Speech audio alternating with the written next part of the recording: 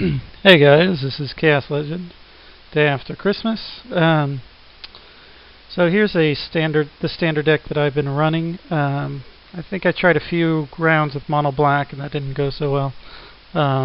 This one has been like 65% successful in the two-man queues.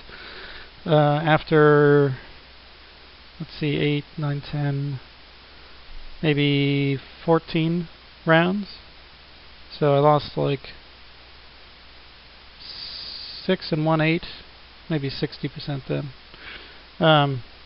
Anyway, I went on tilt for one day and then I lost like every game that day.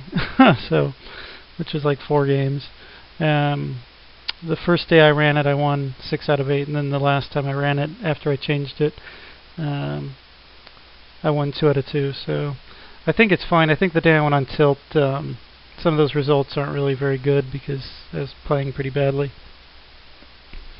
So I still think it's a pretty solid deck, especially for like the big Q tournaments, which I haven't actually gotten a chance to play in yet. But so I made some changes. I'm still running the Spell Pierce because it's just been really good as a one-of. Stop Cruel Ultimatum for 1 mana, right? Anyway, Warp World. And the 1 Swerve has been fine too. 1 Negate, 1 this, and Scatter. None of that I changed. I just kind of like the one-of package. I think Fireball, I actually wouldn't mind running another Fireball.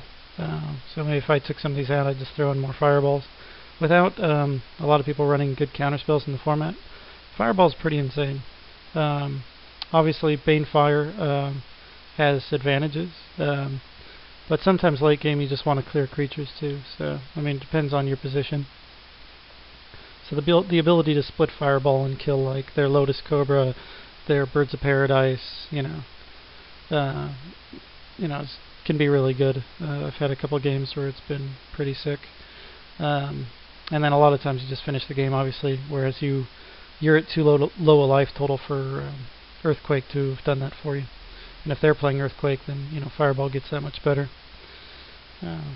because they're helping you get there.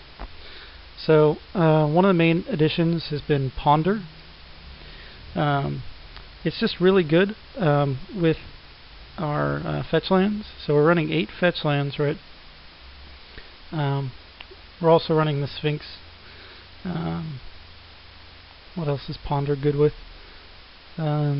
That's probably the main thing, right, with Ponder. So what you do is, a lot of times you just ponder, you take the best card out of the top 3 that you want, and then you fetch away and you reshuffle. So, the next 3 are a random group instead of the thinned out 3 cards. I put in 2 divinations, just because, the deck doesn't have a lot to do on turn 3.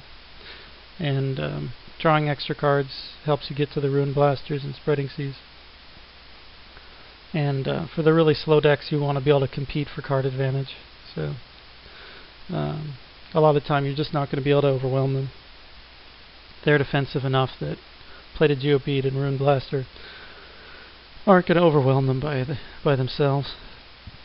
Cut it to 1 main deck Mind Control and 2 in the board. They're still really good, but a lot of times not as good as not good enough to run a bunch in the main. Once again, the cards that you don't need early, or you don't need later in the game, or whatever, or just aren't good in the matchup, you can discard with Sphinx. And then Siege Gang is still really good. For the sideboard, we've got pretty good package to beat Burn. We've got 3 Dragon Claws and 4 Relics of Progenitus. It's also, stops Bloodghast, who was, pretty good against us. And then Pyroclasm and Fallout combo for anybody who's ramping up with like birds and whatnot. It's actually not bad against red because you Volcanic Fallout and you each take 2 instead of you taking 6 from Ball Lightning, right? Unstable Footing still in the deck, or in the sideboard for the Turbo Fog matchup. Other than that, I mean, the deck's pretty similar to how it was, and it runs pretty similar.